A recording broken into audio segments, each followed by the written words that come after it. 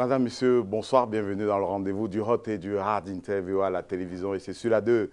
Vous le savez, cette émission existe pour convoquer et reconvoquer la contradiction au service de la vérité ou d'une vérité autour d'un objet, d'un sujet ou d'un homme. Et l'homme qui nous intéresse ce soir dans cette émission, c'est Christian Penda Ekoka, 66 ans, économiste, conseiller technique à la présidence de la République, consultant, patron du cabinet Inside BDS, ancien de la Régie Fercam, de la Société nationale d'investissement, la SNI. Il est titulaire sur le plan académique d'un MBA en finance et production et d'un graduate diplôme en management à McGill University de Montréal au Canada. Il est également ingénieur polytechnicien de l'école polytechnique de la capitale canadienne. Il est consultant à la Banque mondiale, IFC, au NUDI, PNUD, BAFD, UE. Je crois qu'on n'en finira pas pour 40 ans à peu près de carrière dans l'économie. Christian Penda Ekoka, bonsoir et bienvenue. Bonsoir. Bienvenue dans l'arène.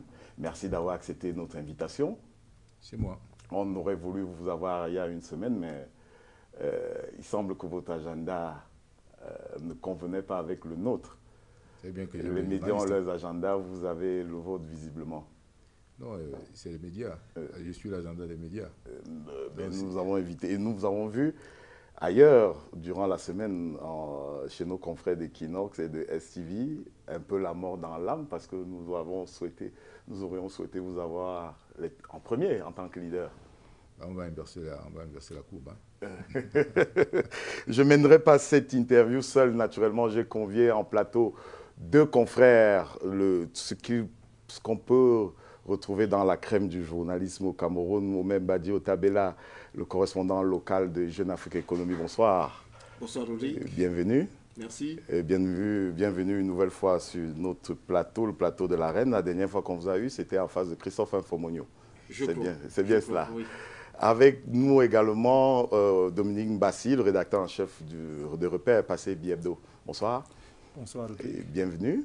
Merci. On espère pouvoir faire une arène de haute voltige ce soir avec nos protagonistes. Je signale que vers le troisième quart d'heure de cette émission, Dieudonné et Somba nous rejoindra en plateau pour le duel, la partie débat de cette émission. Mais dans une quinzaine de minutes, Karen Meza-Tchatchoya sera déjà là pour visiter la vie côté jardin de notre invité. Vers la fin, Alain Gizan Kanga se fera le devoir de restituer la substantifique moelle des propos tenus en plateau. Et puisque le décor est planté, nous allons commencer en passant par la première escale de ce rendez-vous télévisuel. C'est tous contre un.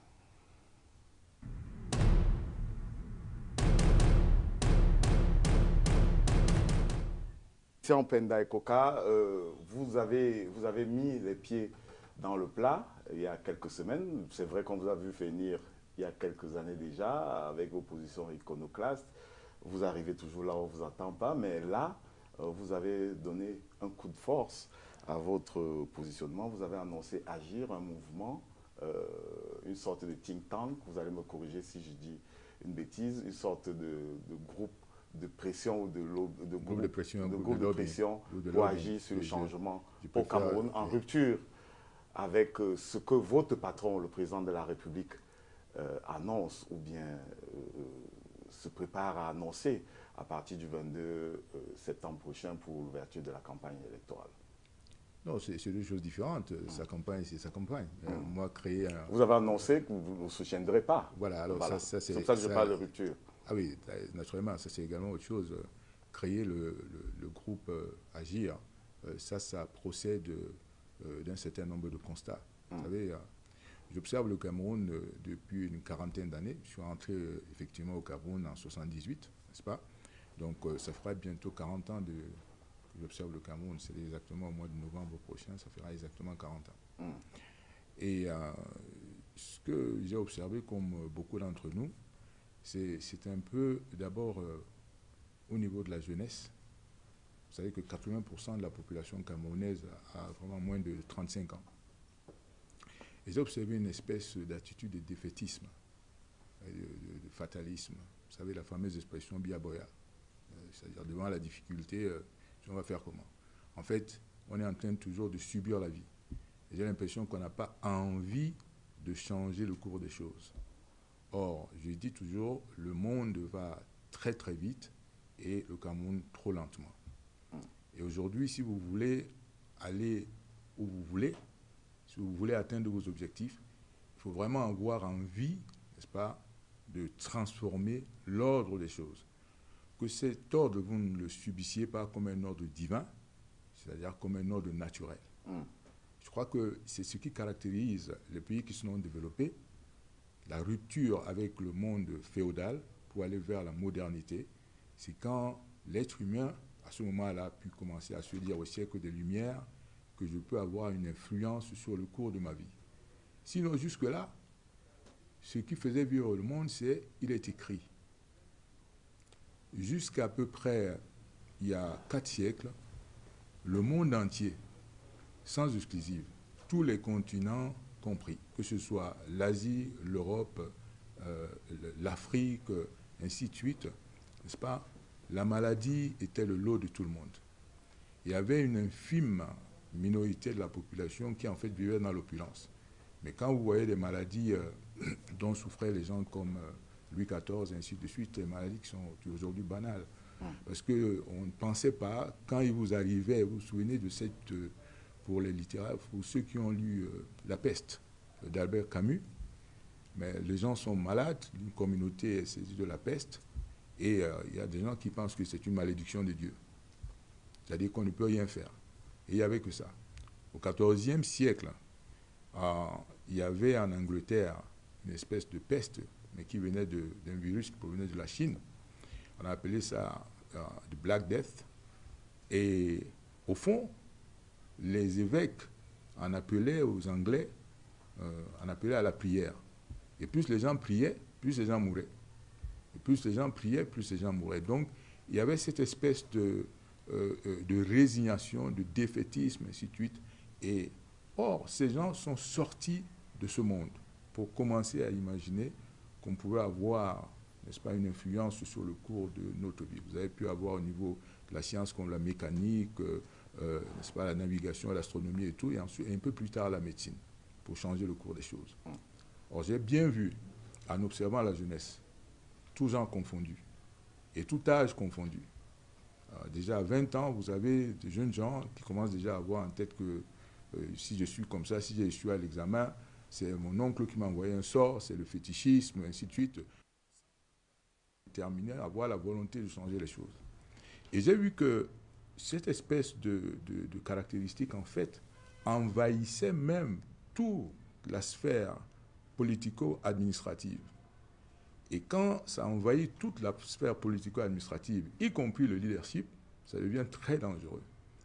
Et vous pouvez le voir dans les résultats. C'est-à-dire, du point de vue anthropologique, c'est l'explication fondamentale de ce que vous verrez plus tard, c'est-à-dire en termes de manifestations, qu'elles soient manifestations économiques, qu'elles soient manifestations sociales. Moi, j'appelle ça des effets, mais des effets qui sont des effets, les symptômes d'un mal dont la racine profonde va justement à ce niveau-là. Et cela infiltre, irrigue également même nos structures politiques. Et quand c'est comme ça, ça devient quelque chose d'extrêmement dangereux. Ça veut dire qu'au fond, vous ne croyez plus en vous-même, vous n'avez pas confiance en vous-même. Et donc, j'ai voulu créer, n'est-ce pas, ce mouvement, d'abord en disant c'est un mouvement qui est, je vais dire, cross-generational, c'est-à-dire ça concerne toutes les générations, mais le mouvement est dédié à la jeunesse. C'est toutes les générations, c'est-à-dire, je veux dire que Dieu donné son bail là. Vous situez la jeunesse à... comme Tintin, 7 à 77 ans. Donc, vous y compris. Bien entendu. C'est-à-dire c'est un mouvement cross-generational. C'est-à-dire ça concerne toutes les générations, mais c'est dédié à la jeunesse. Et je dis votre jeunesse à vous? Alors, ma jeunesse à moi, c'est officiel statistiquement. Hein. Vous avez 20 ans, vous avez même de 10 à 20 ans. Ceux-là, on forme, c'est là vraiment que l'esprit se forme. Parce que dans votre parti, le RDPC, c'est jusqu'à 40 ans, la jeunesse.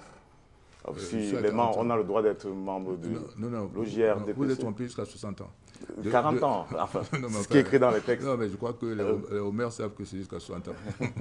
Donc moi, alors, de ce point de vue, je suis encore très jeune. Mais je pense que ce que je veux dire, c'est que de 0 à 10 ans, il faut former l'esprit, c'est des âges des âges très importants.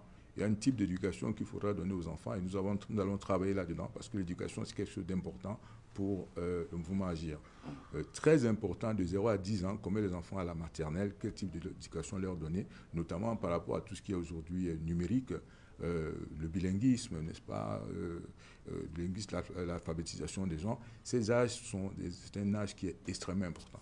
L'enfant, pour moi, doit, au sortir du primaire, être pratiquement bilingue. D'accord, il doit avoir maîtrisé quelque part l'informatique et tout. Maintenant, en abordant le collège, le secondaire, ça doit être d'autres types de formations, notamment avec toutes les révolutions technologiques au niveau des TIC, même les systèmes de transmission de savoir vont changer. Et vous allez voir qu'aujourd'hui, avec ce qui arrive en termes de technologie, au niveau de Internet ou bien au niveau de blockchain, n'est-ce pas, vous allez même voir que la façon de vivre va changer, la façon d'apprendre va changer, la façon de faire la banque va changer, la façon de faire la médecine va changer, la façon de faire l'agriculture, la façon de faire l'industrie.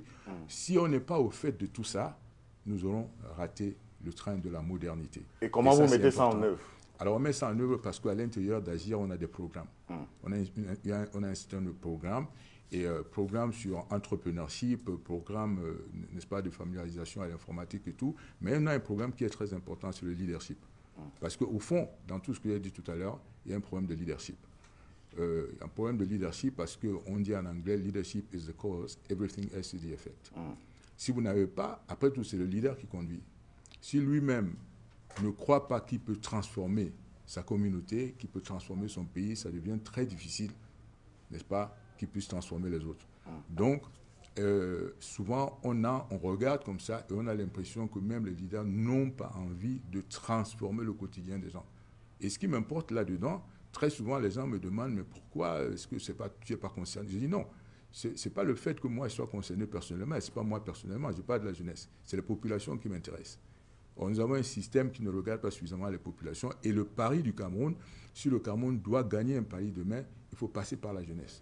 Si vous ne donnez pas à la jeunesse ces armes-là, ce sera très difficile que le Cameroun gagne les paris de demain. Alors, président Pédaïkouka, au regard du développement que vous venez d'effectuer, on a pu percevoir beaucoup plus une rupture en termes de mentalité, en termes d'état d'esprit. Or, dans le texte qui circule notamment sur les réseaux sociaux, s'agissant du mouvement Agir, vous mettez l'accent sur le fait qu'il faille changer notamment les institutions. On peut estimer par exemple que l'école peut-être fait partie des institutions qui va changer. Mais quelle est la priorité, ou tout au moins quel est l'élément fondamental? C'est le changement d'état d'esprit ou bien le changement des institutions? Non, le changement vous aurez compris la profondeur du message, mais je passe par les institutions. Les institutions, c'est le moyen.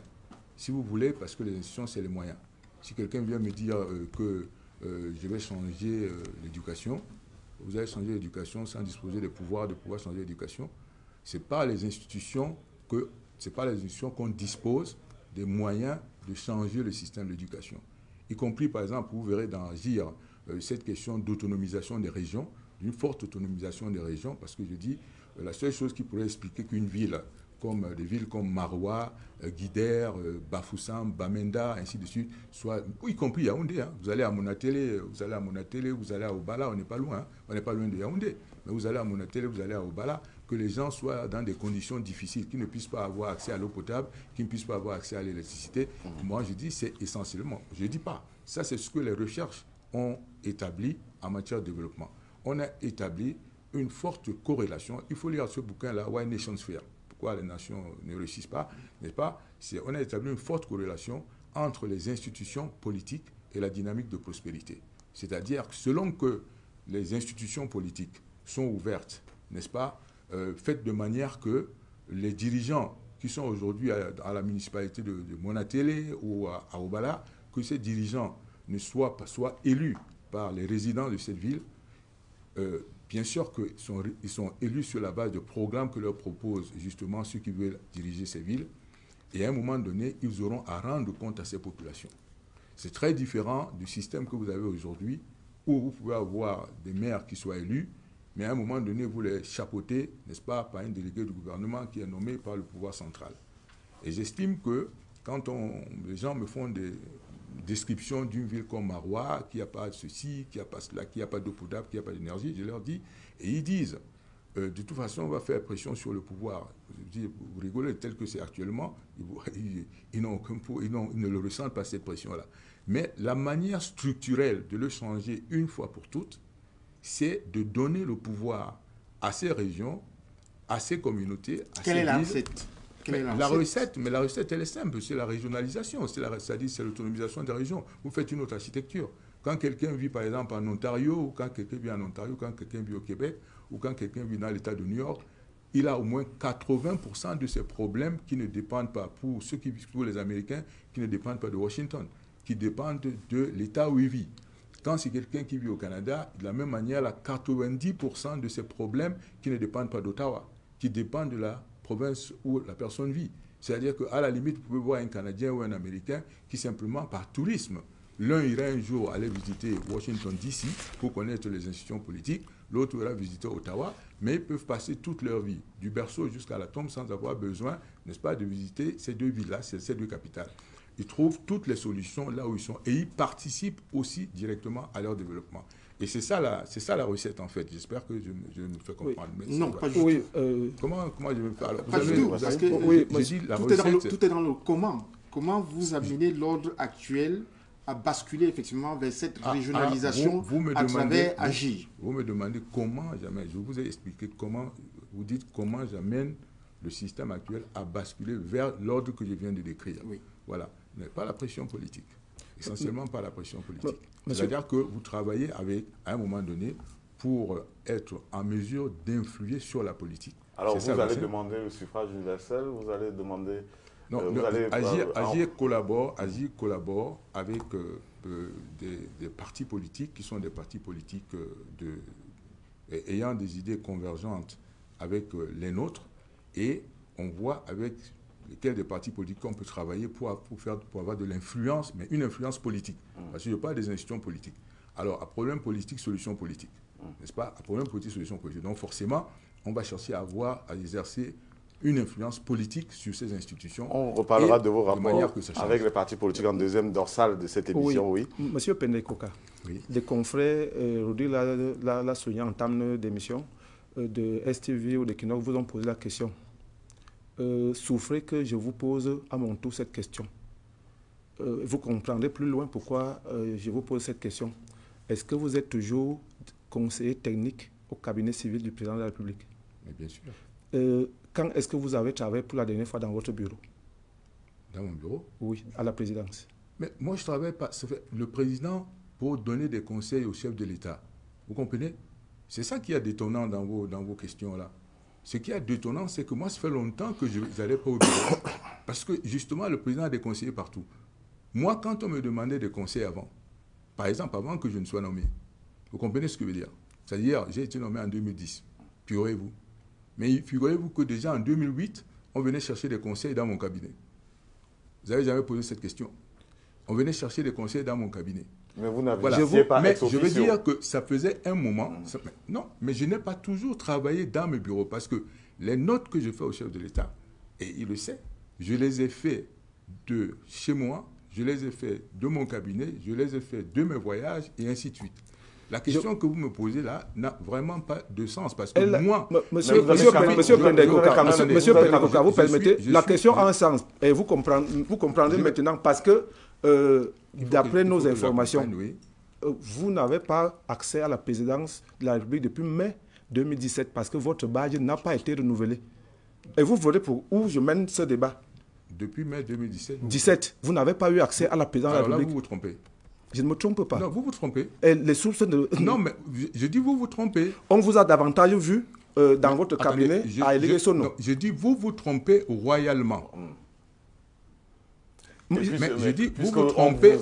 Vous avez travaillé donc pour la dernière fois dans votre bureau de la présidence. Ce n'est pas vous qui travaillez au palais. Je dis vous vous trompez royalement. Vous avez travaillé pour la dernière fois dans votre bureau quand? Quel jour?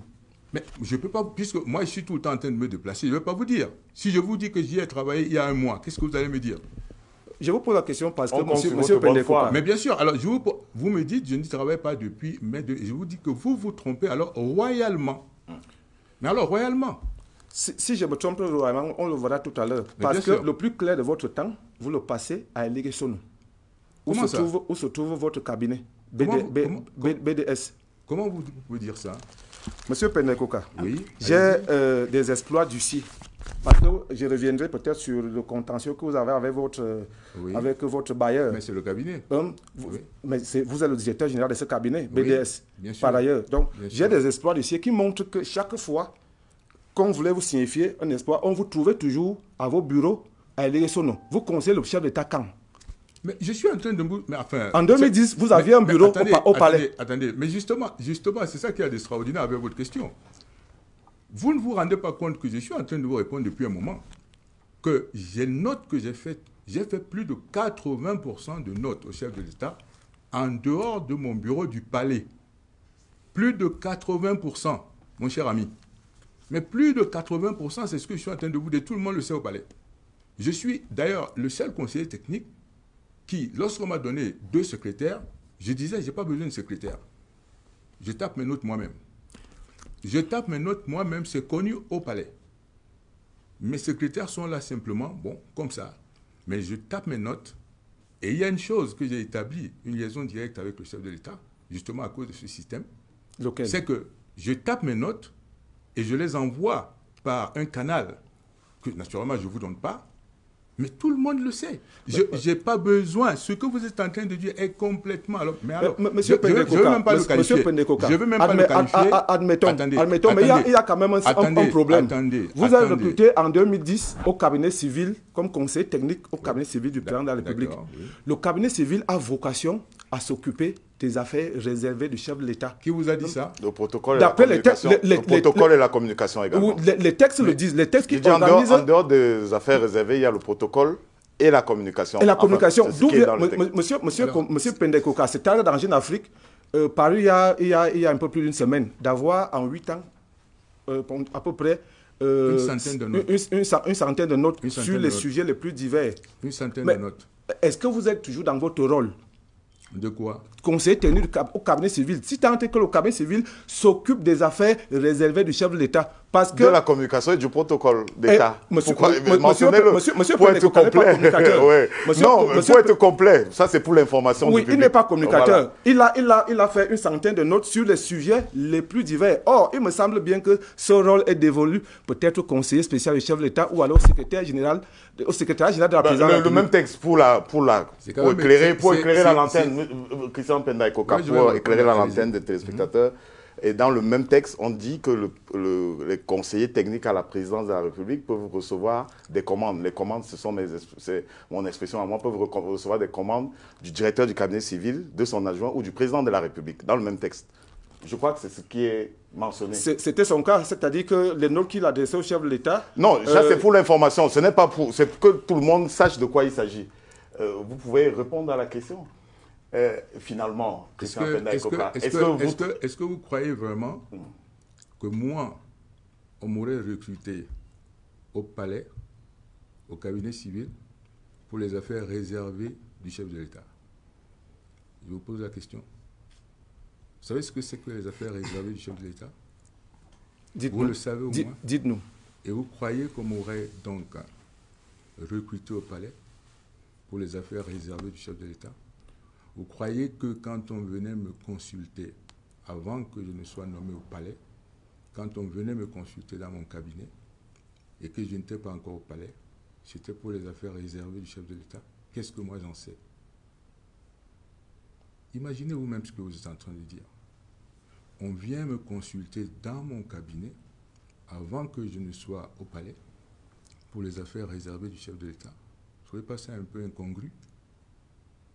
Quand je dis, à un moment donné, que j'ai fait plus de 100 notes au chef de l'État, ce qui est vérifiable, mais vous pouvez y aller, hein. Si vous voulez, après vous venez, je vais vous les montrer, ces notes-là.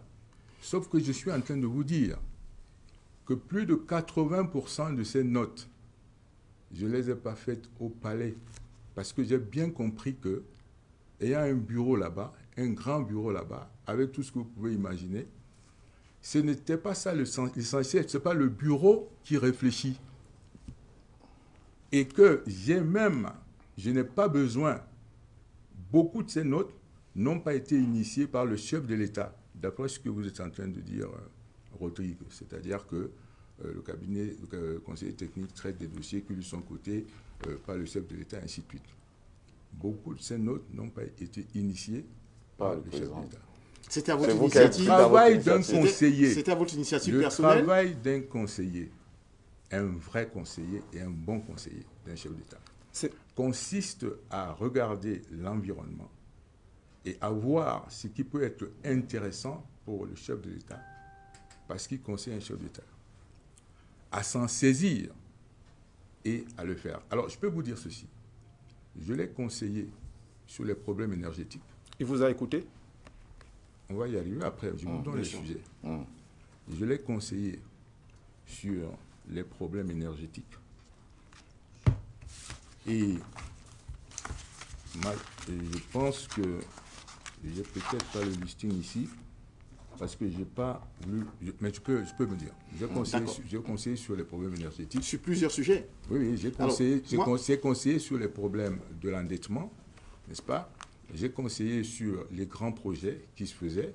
J'ai conseillé sur l'organisation stratégique du travail par rapport au cabinet civil, c'est-à-dire sur les problèmes stratégiques du boulot au sein du cabinet. J'ai conseillé sur les plans d'urgence. J'ai conseillé sur les feux de route. J'ai conseillé sur les concessions. J'ai conseillé sur les cahiers des charges de concession. Vous voyez ce que je veux dire? Sur les cahiers des charges de concession. J'ai conseillé sur les chemins de fer. J'ai conseillé sur les infrastructures. J'ai conseillé sur le commerce agro-pastoral. J'ai conseillé même sur le problème de promotion du bilinguisme, voyez-vous. J'ai conseillé sur, y compris sur des choses que, même au niveau de on attend bien Christian Pendaïkoka. Mais alors, moi, je voudrais quand même revenir sur... Est-ce que vous comprenez? Et ça, ce n'est pas des affaires réservées. Parce que je n'ai aucune compétence en matière d'affaires réservées. Mais est-ce qu'à un moment donné, vous vous êtes dit, voilà, le président de la République m'a écouté. J'ai été écouté en prenant un texte, à la suite de Rodrigue, disposition, en prononçant un discours. Tout à fait. À la suite de Rodrigue, moi, je voudrais mieux formuler à la suite de Rodrigue. D'accord, allez-y. À quel moment avez-vous cessé d'être écouté? Je n'ai jamais cessé d'être écouté.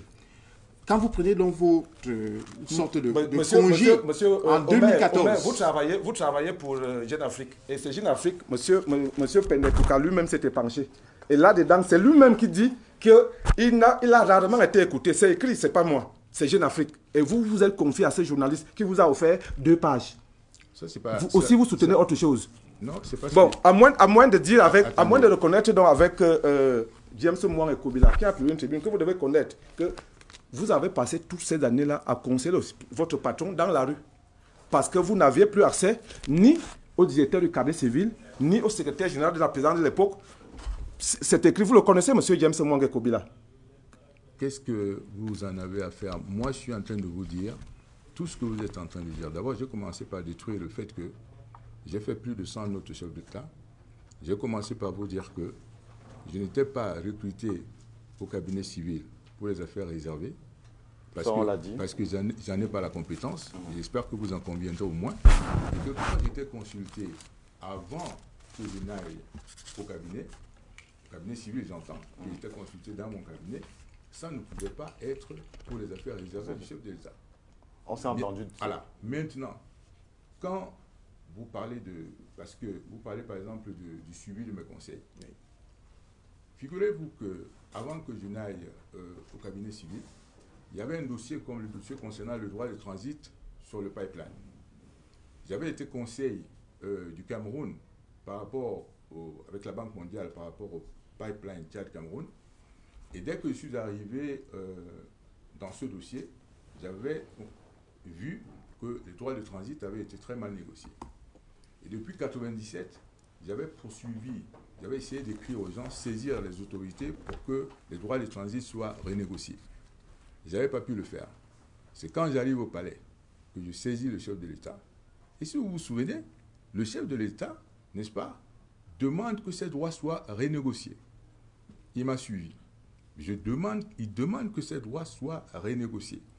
Et ces droits, excusez-moi, et ces droits ont été renégociés. Si au moins vous en avez souvenance. Ensuite, vous vous souviendrez que en 2011, on révise, le chef de l'État adopte une deuxième loi concernant le secteur de l'électricité. La loi de 2011, effectivement. La loi de 2011.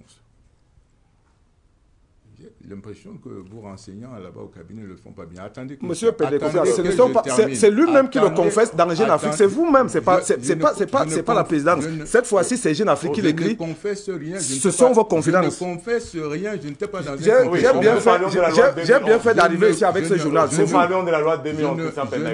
Je ne confesse rien. Je ne suis pas à l'église ici. Voilà. Donc, je n'ai pas à me confesser. Je ne suis pas à l'église. D'abord, je dis pas. Donc, voilà, je ne suis pas dans un confessionnal. Ce que je suis en train de vous dire, je vous donne des informations. Si vous voulez faire le Congo ça, moi je ne fais pas le Congo ça. Nous étions en 2011, la loi de l'électricité. Voilà, je parle des faits. Le fait, c'est également que vous avez confié à Jeune Afrique et vous avez confessé que vous avez rarement été écouté. Une fois, je ne me confesse pas. Je ne suis pas dans un confessionnal ici. Vous comprenez ce que je dis? Je ne suis pas dans un confessionnal. Nous parlons de la loi Alors, sur l'électricité. j'étais en train de parler de la loi de 98. C'est la première loi du secteur de l'électricité.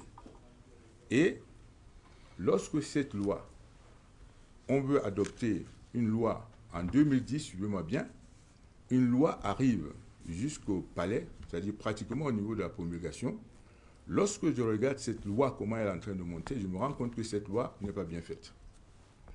Mais en fait, les gens qui étaient en train de promouvoir cette loi, c'était une entreprise multinationale, dont je vais taire le nom. C'est pas pour être correct. Mais j'ai déjà averti mes collègues du cabinet qu'il y a des multinationales qui viennent, si vous êtes habitué à ces processus, et qui vont contrôler à la fois le processus législatif et le processus exécutif pour faire adopter des lois à leur avantage. Et justement, le fait se produit alors que moi, je l'avais prévu avant. Et effectivement, c'est les collègues qui me disent que mais c'était, les jeunes collègues là-bas au palais, c'était ce que vous nous aviez déjà dit ici. On pense que c'est ce qui est en train d'arriver par rapport à une loi. Maintenant, si vous êtes un peu curieux, attendez, parce qu'on sait très bien que l'une des innovations fondamentales de cette loi, c'est l'instauration du gestionnaire du réseau de transport. La loi de 2011. Non, ça ne concerne pas. Non, Omer, ça ne concerne pas le réseau de transport. Puisque le réseau de transport était déjà dans la concession de AESONEL. Bien sûr. Le réseau de transport était déjà dans la concession de AESONEL. Et le problème du réseau de transport, c'était que pendant la première concession, 7 ans après, on devait créer une filiale pour assurer le réseau de transport. Et AESONEL ne l'a pas fait. Mais ce qui était, c'est bien de le dire, mais ce qui était là-dedans comme problème, c'est que la loi allait construire une Nachtigal selon une configuration qui serait à l'avantage d'une multinationale. EDF, que vous ne voulez pas nommer. Non, c'était pas ça. Mais si vous cherchez un peu, vous allez voir. Si vous cherchez un peu, vous allez voir, mais ce n'est pas ça le débat.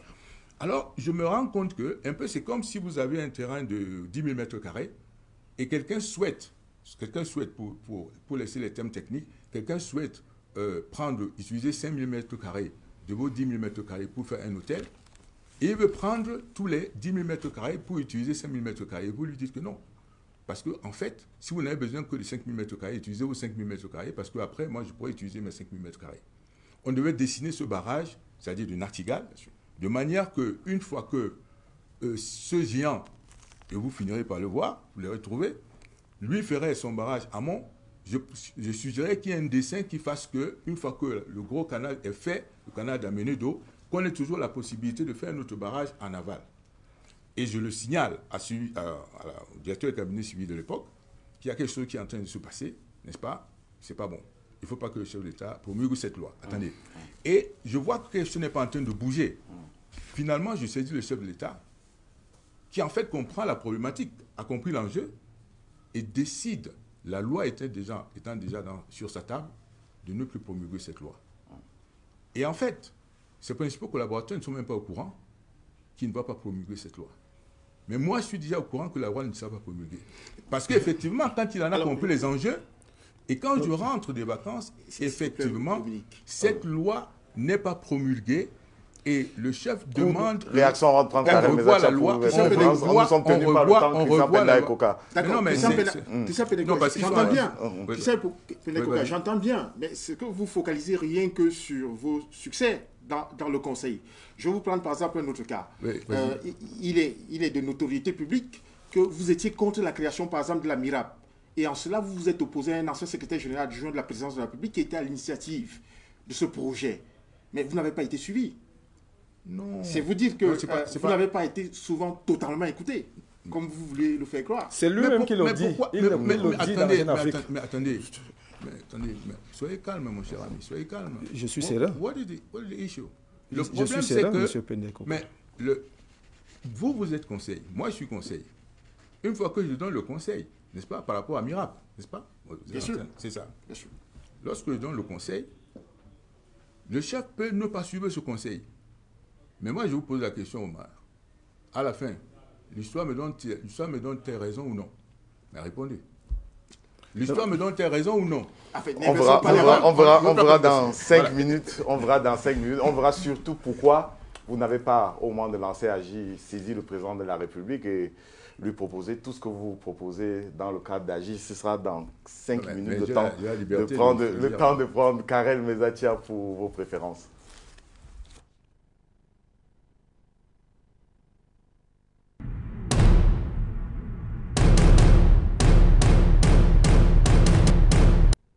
Karel Mezatia Choya, bonsoir. Bonsoir, Rodrigue. On redescend dans le jardin de l'invité avant de remonter en altitude tout à l'heure. Christian Penda et Coca, bonsoir. Bonsoir. Alors, pour cet exercice, je voudrais qu'on parle à la fois le français et l'anglais parce que je sais que vous êtes parfaitement bilingue. Ça ne vous dérange pas? D'accord. Okay, you've said earlier that you don't go to church. Why? You've said it here, that you don't go to church. I don't go to church, yes. Why? Why? Because, as religion tends to divide, faith tends to unite. Okay, I understand. So you see, because going to church will force me to choose a religion. You don't have one? And going to church will force me to choose a religion. I don't know your religion, but if I choose mine, then we will be divided by that. And you can see that most of those people going into loggerhead between themselves, even among the Muslims, they're in their own war because of their own factions. Some are Shiite, some are Sunnite, and so on and so forth. So my motto is that as religion tends to divide, faith tends to unite. I did not say I don't believe in God, which is absolutely different. Ok. On va y aller en français cette fois-ci. Je voudrais qu'on s'intéresse à votre look. Vous êtes coiffé à la Manu Dibango. Est-ce un choix ou bien c'est naturel tout simplement? Un choix. Pourquoi? Parce que lorsque j'ai commencé à perdre les cheveux à un moment donné, et j'ai trouvé que ce choix, ce look-là m'allait mieux. D'accord. Oui. Alors, vous aimez bien le jazz? Oui. La musique classique aussi? Oui, tout à fait. Un autre rythme musical ne vous parle pas? La siko, par exemple? Non, il me parle. Jean Bikouka Aladin. Vous arrive de danser un petit peu la siko? Oui, bien sûr. Du coup, c'est aussi. Moi, j'ai pas... Ça dépend... Pas davantage de Makossa. Mais tout ça, ça dépend des humeurs. Et même les rythmes nigérians qui arrivent maintenant. D'accord. Mais ça dépend. Ça dépend de l'humeur, de l'ambiance et ainsi de suite. Vous parlez d'ambiance. Vous allez souvent en discothèque? Ça vous arrive d'y aller? Assez peu. Pourquoi? Assez peu, mais ça peut arriver. Ça peut arriver pour les anniversaires, des occasions comme ça, parce qu'on a tellement de travail que... Mais j'aimerais bien, en tout cas, si vous organisez un truc. D'accord, on va le faire avec Rodrigue. La lecture fait également partie de votre vie. Vous lisez beaucoup. Oui, vous lisez beaucoup. Avec tout ça, vous trouvez du temps pour vous reposer? Oui. Vous faites quoi dans ce cas-là? Dans vos recherches, là, vous n'avez pas vu que je faisais les arts martiaux? Je l'ai vu, j'y arrivais. Vous êtes d'ailleurs maître. Oui. Ceinture noire. Noire, bien sûr. Vous ressentez quoi quand vous êtes avec les enfants, quand vous leur enseignez votre savoir? Ah ouais, j'adore. J'adore parce que c'est un âge où on transmet. Les enfants, c'est un monde qui absorbe les choses très facilement. Et les arts martiaux m'ont apporté beaucoup aussi. Il y a d'ailleurs des médailles à votre domicile, il y a plein de médailles. Comment vous avez fait pour les voir? Alors, j'ai mené ma petite enquête. Ah bon, très bien. Combien de médailles, Briguet? Combien de médailles déjà? Oh, je crois que là maintenant, c'est dans ma vie vraiment de prime jeunesse. Quand j'étais étudiant, que je faisais les arts martiaux, je faisais les compétitions et tout. Il y a une chose que les compétitions arts martiaux m'ont appris, c'est qu'en fait, la défaite est d'abord mentale. La défaite est d'abord mentale. La défaite est d'abord psychologique. Parce que je me suis retrouvé devant des mastodontes, des gens qui étaient vraiment plus baraques que moi, et j'ai pu faire un nippon, Ashibara Ippon est tombé, et j'ai compris que la défaite est d'abord mentale. Si vous n'êtes pas défait mentalement, et c'est un peu ça aussi le sens d'agir. C'est pour ça que je vous parle de changer la mentalité. Parce qu'au fond, c'est donner un mental qui soit suffisamment fort aux enfants. Parce que c'est une chose que j'ai vraiment apprise. Dans beaucoup de choses qu'on fait dans la vie, la défaite ou la victoire est d'abord mentale. D'accord. Parlant justement d'enfants, vous êtes mariés, vous en avez, mais ils ne sont pas au Cameroun, ils sont à l'étranger en Amérique du Nord. Oui. Pourquoi? Parce que j'ai étudié là-bas. Ils sont nés là-bas aussi. Vous pensez que l'éducation ici, c'est pas... Non, j'ai étudié là-bas. Non, on est rentré avec eux. Ces enfants qui ont appris à aimer le Cameroun. Ils aiment le Cameroun. Ils ont appris à aimer le Cameroun. Et tous mes enfants ont été élevés à aimer le Cameroun. Ils parlent le Douala? Oui, ils parlent tous le Douala? Oui, parce que quand on est dans un magasin, là-bas, par exemple, et que vous avez des gens, vous voulez dire des choses que les autres ne doivent pas entendre, effectivement, c'est par ça qu'on va passer. D'accord. Et j'ai des petits-enfants étonnés. Ah bon? Vous ne dites rien? Vous ne dites pas comment ça se fait? Je voulais poser la question justement. Ah ben voilà. Okay, this last question, I can see Rodrigue is looking at me. What type of father are you? Are you strict? Are you, what type of father are you? I'm very open-minded. Exactly how I were my own parents. Yeah, I'm very open-minded. Merci Karel. Thanks a lot dimanche. for playing the game. Thanks. Thank you very On se much. retrouve dimanche avec notre invité. Cette fois, nous revenons donc à la première dorsale de cette émission. Pourquoi Christian Penda Ekoka? Nous avons notre Ekoka qui est Sam et qui nous est cher, au même Badji et Dominique et moi. C'est un journaliste, un major. Alors, Christian Penda Ekoka, et pourquoi donc, après avoir conseillé le chef de l'État pendant 10 ans et peut-être plus, de façon non officielle, vous avez décidé cette fois-ci de sortir des sentiers battus? De ne plus le conseiller? Non, Oui. pas du tout. Parce que Alors, là, Agir que vous proposez, vous aurez pu lui proposer ce projet. Est-ce que vous l'avez fait? Vous n'avez pas eu de suite favorable et puis vous avez estimé qu'il faut appeler l'opinion à témoin. Qu'est-ce qui s'est passé? Non, pas du tout. Et pour moi, je vais vous dire, je n'ai pas créé Agir contre le chef de l'État. Ce n'est pas ça.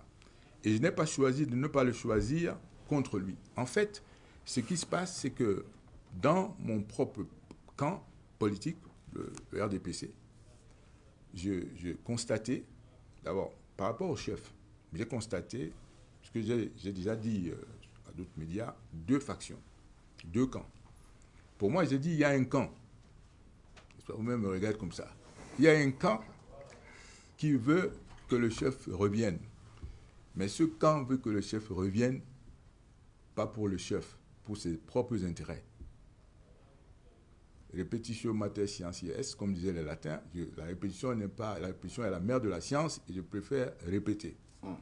Et ce camp ne le fait que pour ses propres intérêts et pour des intérêts égoïstes, mais ni pour le chef, ni pour l'intérêt du Cameroun. Ils en ont fait leur agneau sacrificiel, leur victime expiatoire, leur bouc émissaire, mais c'est pour leurs propres intérêts. Et il y a un deuxième camp? Et il y a un deuxième camp auquel j'appartiens, qui souhaite que le président a déjà beaucoup donné et mérite de se reposer.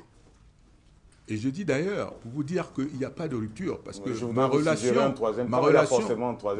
a été... Ceux qui estiment que c'est the right man at the right place, ceux qui estiment que c'est un bon président et que pour l'avenir du Cameroun, il faut qu'il soit là. C'est quand même extraordinaire. C'est quand même extraordinaire. Et qu'est-ce qui prouve qu'il n'adhère même pas, que les citoyens n'adhèrent pas au premier camp? C'est quand même extraordinaire que vous vouliez que, j'allais dire, le vieil homme et la mère, mais enfin, là, que le vieil homme vraiment meurt à la tâche. Si vous n'imaginez pas un seul instant qu'à cet âge-là, il mérite de se reposer et qu'on puisse aider à ce que, n'est-ce pas, nous bénéficions de ses mémoires. Parce que ça, ce serait un héritage extraordinaire.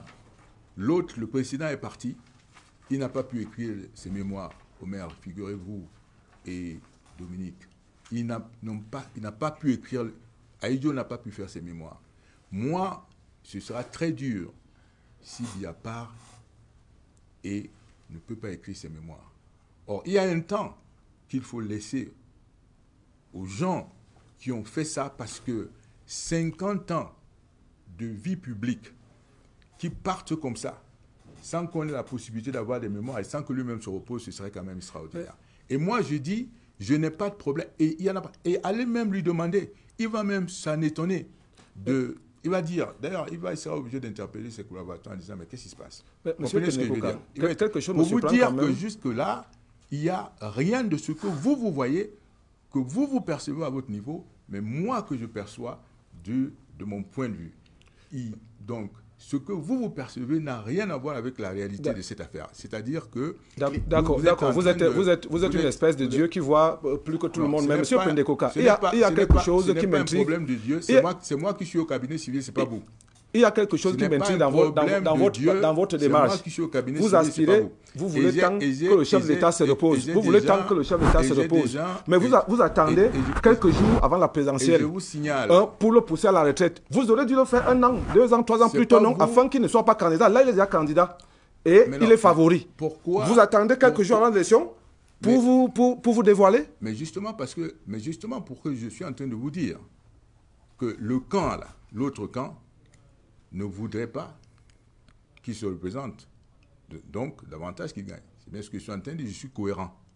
Je suis cohérent. Le deuxième camp souhaite qu'il se repose. Et si le deuxième camp souhaite qu'il se repose, ça veut dire quoi? Concrètement. Dites-nous. Mais personnellement, pour vous, personnellement, ça ne date pas d'hier. Vous avez été du mouvement des modernistes qui s'est essoufflé, oui. Christian Penda et Koka. Oui. On a eu l'impression que vous avez abandonné ce projet après le départ du Cameroun. Non, ça c'était... Et que vous le ressuscitez simplement avec Non, c'était dans un autre contexte. Parce que les contextes sont différents. Le contexte de 2003, je ne sais même pas où vous étiez à ce moment-là, mais si vous lisez le contexte de 2003, mais je crois que Richard était déjà là, paix à son âme. Le contexte de 2003, c'était que, pour nous, dans le cadre de la création du groupe des modernistes, le chef était pris en otage par un groupuscule de gens. C'est ce que vous venez de dire. Et à ce moment-là... Ils ont eu le dessus sur vous. Non, attendez. Puisque les modernistes sont morts de leur belle mort. Non, c'est pas comme ça que ça s'est passé. Attendez. Et à ce moment-là, ce que l'on voulait faire, c'est de tendre la main au chef de l'État pour le sortir de cette situation d'otage. C'était ça, en 2003-2004. Ce qui s'est passé, pour ceux qui s'en souviennent, parce qu'il y avait là-dedans des gens comme Pius Autou, paix à son âme, et d'autres personnes qui étaient là, n'est-ce pas? Albin Bida et tout ça. Mila Souté. Oui, mais il y a des gens... Mila Souté qui estime justement que vous avez trahi les modernistes. Moi, je ne viens pas parler des gens. C'était l'un des chefs de file de ce gouvernement. Écoutez, vous avez le Congo, ça, franchement, c'est extraordinaire. Utilisez un peu votre cerveau. Le problème, monsieur Mila Souté fait du Congo, ça, c'est une déclaration, comme vous en faites dans différentes tribunes. Ce que je suis en train de dire, à ce moment-là, c'est quoi? C'est que ce que je dis à ce moment-là, c'est que en 2003, le mouvement est en train de prendre. Et je suis le porte-parole de ce mouvement-là, à l'époque. Vous le savez. Si vous ne le savez pas, je suis le porte-parole des modernistes à ce moment. Bon. Vous savez, dans ces histoires-là, dès qu'on commence à écrire des choses, qu'on sort, il y a même des gens, quand on a commencé à dire que, voilà, le mouvement des modernistes est en train de prendre, il y a des gens qui ont pris peur, dès ce moment-là, qui ont pris peur pour dire qu'eux, ils ne sont pas modernistes. Et on m'a posé la question. Ils sont progressistes. Oui, je crois d'ailleurs que Ripper devait exister à ce moment-là. Les deux. Voilà. 2007. En tout cas, je veux dire que Richard et Valentin. Vous avez dit que vous ne parlez pas d'individus ici. Vous ne parlez pas des gens. Non, je ne suis pas. Richard ou Messager. Non, je suis en train de parler des journalistes là qui m'ont interviewé. Et ce n'est pas méchant. Je suis en train de parler. Non, ce n'est pas du tout méchant. Ils m'avaient interviewé. Et en fait, je me souviens d'un ministre dont justement je ne pouvais pas. Non, je disais non. Et il me disait, mais celui-là, il vient de quitter le navire des modernistes, n'est-ce pas? Ça vous fait rien? Je dis non. C'est plutôt le chef de l'État qui doit être inquiet.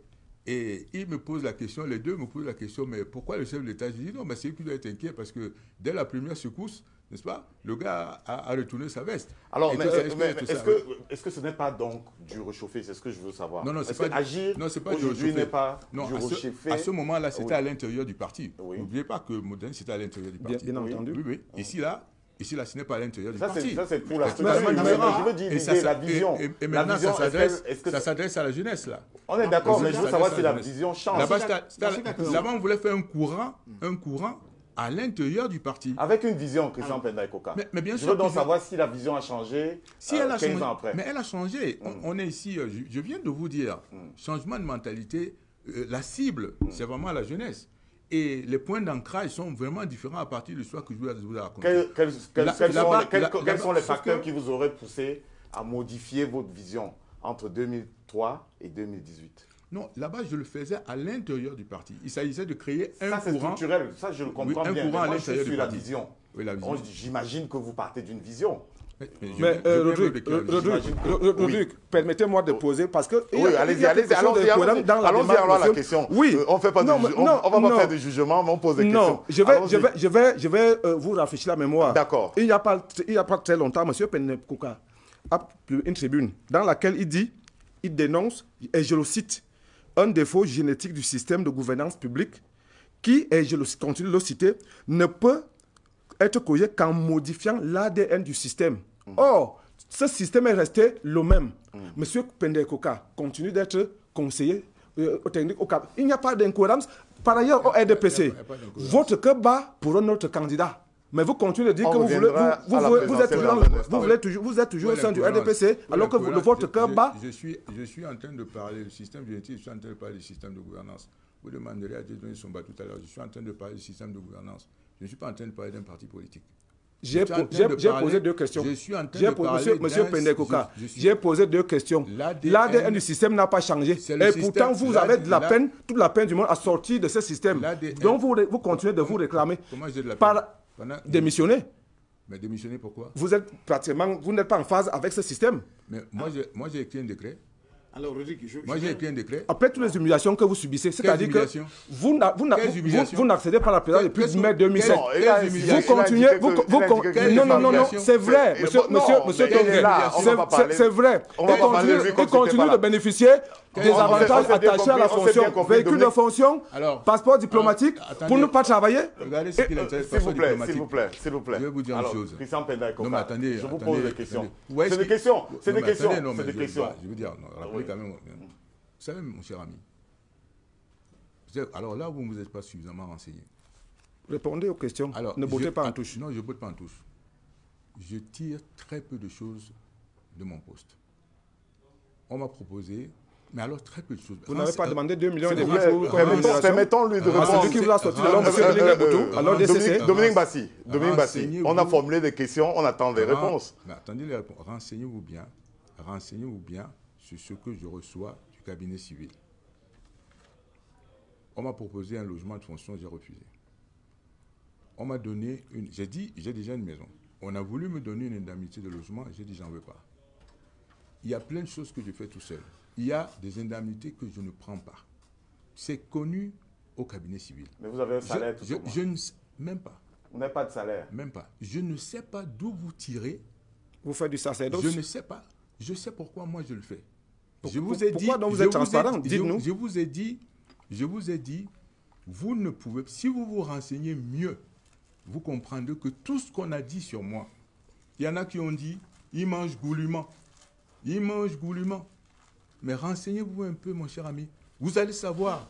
Mais vous ne êtes pas suffisamment renseigné, ça je peux vous le dire. Je me suis renseigné suffisamment. Pas du tout. À Jeune Afrique, oui, allez-y. À Jeune Afrique, vous confiez à la journaliste qui vous a interviewé que M. Bellingue Boutou, alors directeur du cabinet civil, c'est lui qui vous a sorti de l'ombre. Vous a proposé un poste de directeur général d'une grosse entreprise de l'État ou de ministre. Vous avez décliné l'offre. C'est quand même curieux que vous revenez plus tard, vous acceptez de devenir conseiller technique au cabinet civil sous la férule de ce même directeur de cabinet civil. Mais alors, où est la logique? Mais alors, en fait, ce que je veux dire, il m'a sorti de l'ombre. Je n'avais pas déjà une notoriété à ce moment-là. À ce moment-là, pourquoi ils sont venus me chercher? Je vous pose la question. Je n'avais pas de notoriété. On est venu vous chercher, vous? Alors, vous voulez dire que Dieudonné Somba qui est ici, il est dans l'ombre? Ce n'est pas une chamaillerie, monsieur Pendekoka. Est-ce que vous voulez dire qu'il est dans l'ombre? Si vous voulez bien répondre aux questions, ce n'est pas la chamaillerie. Non, il ne s'agit pas de maïtique. C'est justement ça la conception que vous avez de la vie. Vous comprenez? Et on note bien que vous votez toutes les questions en touche. Non, on ne note pas encore. On note pas. Alain Gisant Kanga va nous le dire vers la fin de cette émission. On vient chercher quelqu'un qui est un consultant international, vivant de ces consultations internationales. Et quand je dis au moment où... Qui a des problèmes de loyer? S'il vous plaît. Qui a des problèmes de loyer? J'ai gagné ce procès. S'il vous plaît. J'ai gagné ce procès. Chers confrères, s'il vous plaît. Le juge d'instruction est en charge de ce dossier en ce moment. Dominique Bassi, l'affaire n'est pas achevée. Dominique Bassi, j'ai gagné ce procès. Dominique Bassi, j'interpelle. Voici monsieur Pendekoka. Dominique Bassi, je vous interpelle en tant que journaliste. D'accord. S'il vous plaît. Vous savez autant que moi et là, vous êtes vraiment médisant. Nous devons organiser cette émission de façon paisible jusqu'à la fin. Là, je suis sérieux. S'il vous plaît, je vais vous donner la... Koka, vous avez un quart d'heure pour essayer de soulever les zones d'ombre que vous auriez notées et revenir sur ces différentes sorties précédentes. Vous êtes à l'aise avec cette formule de débat? Alors, vous avez le plateau pour 15 minutes. D'abord, je dois dire que le grand frère Pendekoka et moi, nous nous connaissons. Enfin, ce n'est pas la première fois qu'on se rencontre et qu'on débat. On s'était vu chez un ami commun qui est un directeur général. Il n'était pas encore à la présidence. Bon, alors, on a mené un débat et je crois qu'aujourd'hui sera, dans une certaine mesure, la suite de ce débat. Très bien. Monsieur Penda, vous avez dénoncé l'attitude de fatalisme, de défaitisme qui pousse les Camerounais à ne pas vouloir changer. Je crois que nous sommes tous d'accord sur ce point. Et vous avez créé un mouvement intergénérationnel, même s'il est essentiellement focalisé sur la jeunesse, dans le but évidemment de réactiver le Camerounais, si je vous ai bien compris. Et dans ce mouvement, vous avez un certain nombre de méthodes, de modes opératoires. Vous avez évoqué la modernisation, l'informatisation, l'entrepreneurship, etc. Leadership. Autre. Alors, lorsque moi je vous écoute,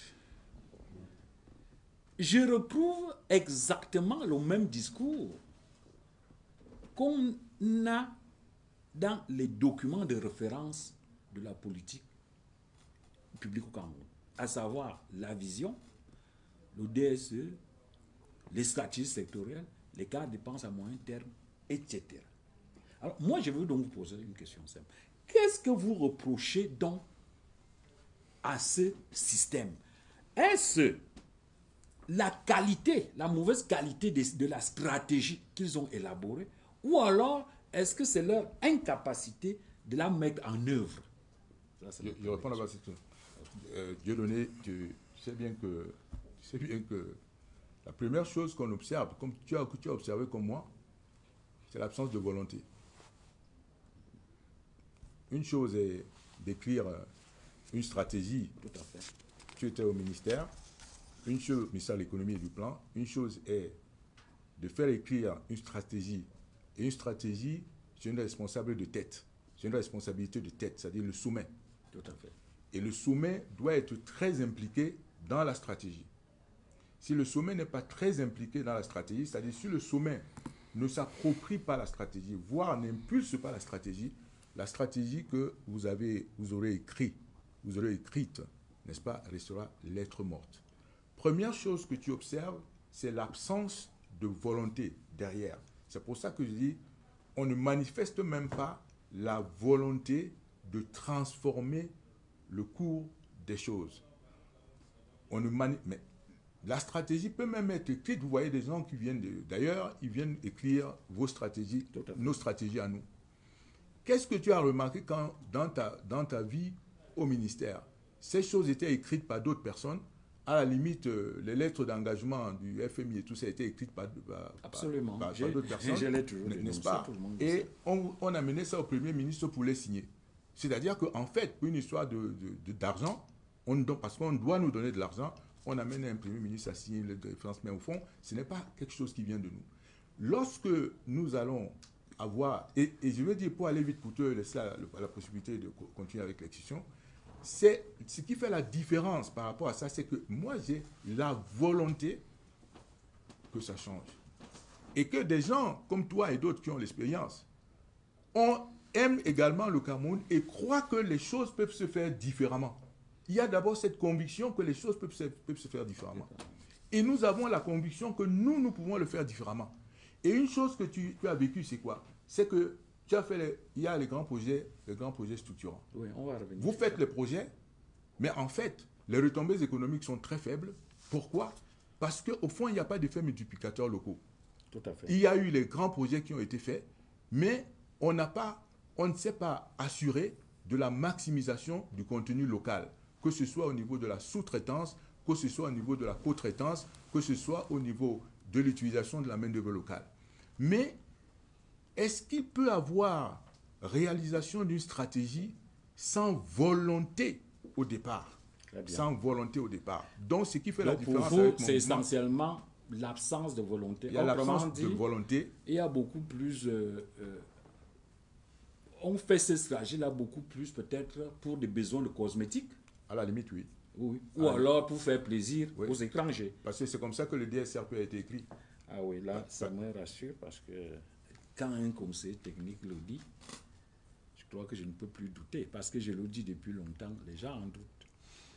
Maintenant, moi, je vais maintenant m'attarder sur votre rôle. Vous avez été cadre à la régie FERCAM et à la SNI. Et vous avez fait des publications très connues et d'ailleurs très appréciées. Le guide de l'investisseur. Oui. Il n'y a vraiment pas mieux. Toutefois, il y a quand même quelque chose qui est un peu...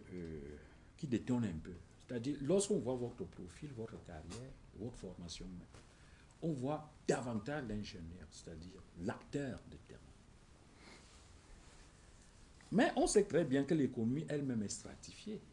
C'est-à-dire qu'à la présidence de la République, ou au Premier ministère, ou au ministère de l'économie, on parle essentiellement macro. Macro, c'est quoi? On parle de l'emploi. On parle des équilibres extérieurs. Tout ce qui renvoie au Cameroun comme une totalité organique.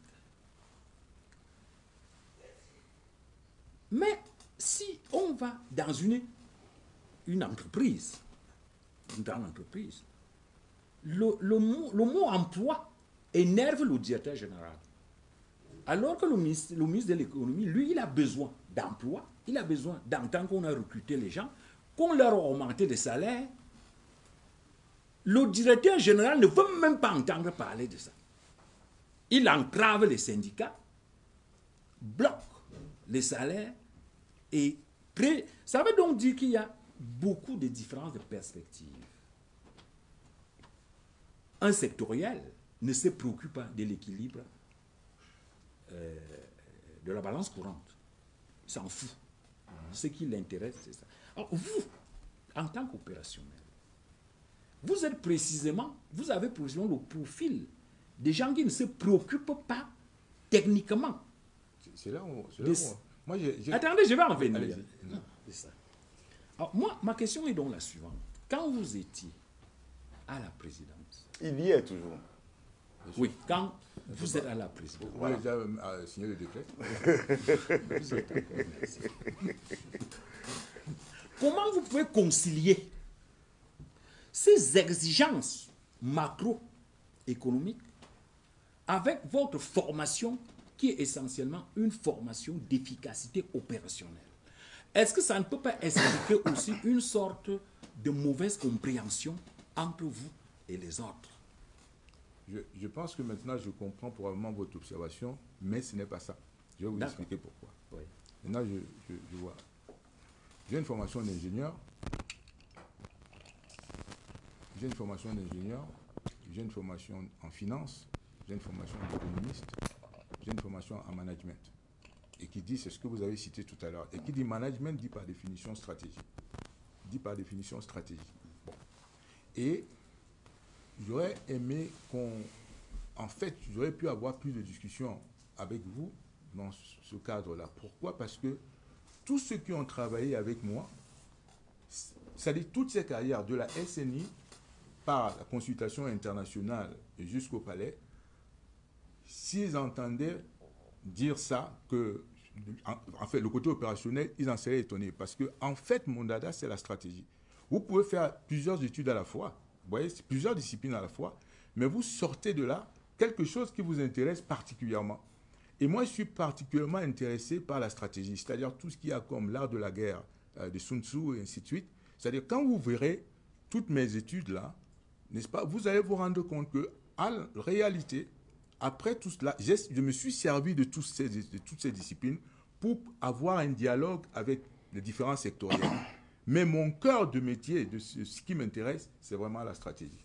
Et donc, vous voyez, quand vous êtes en train, si vous venez aujourd'hui discuter avec moi de statistiques, qui est votre domaine par exemple, et en dehors de l'économie, je vais discuter avec vous de statistiques. Parce que, en fait, comme ingénieur, j'étais obligé d'étudier la statistique comme étude, comment je dis, business, je suis obligé d'étudier la statistique, et ainsi de suite. Donc, quelque part, je suis obligé de faire toutes ces disciplines. Et si le comptable vient discuter avec moi, je vais discuter avec toute la comptabilité. Mais je ne suis pas comptable. Mais puisque dans cette affaire-là, pour avoir, n'est-ce pas, négocié avec tout ce monde, je suis obligé d'avoir ces disciplines. Très bien. Alors, mon cœur de métier, vraiment, c'est la stratégie. Et je vais m'expliquer. Lorsque je suis à la SNI comme directeur des études de projet, vous allez vous rendre compte que, au fond, je commande un certain nombre de gens et je fais la stratégie de la SNI. Je fais la stratégie de la SNI.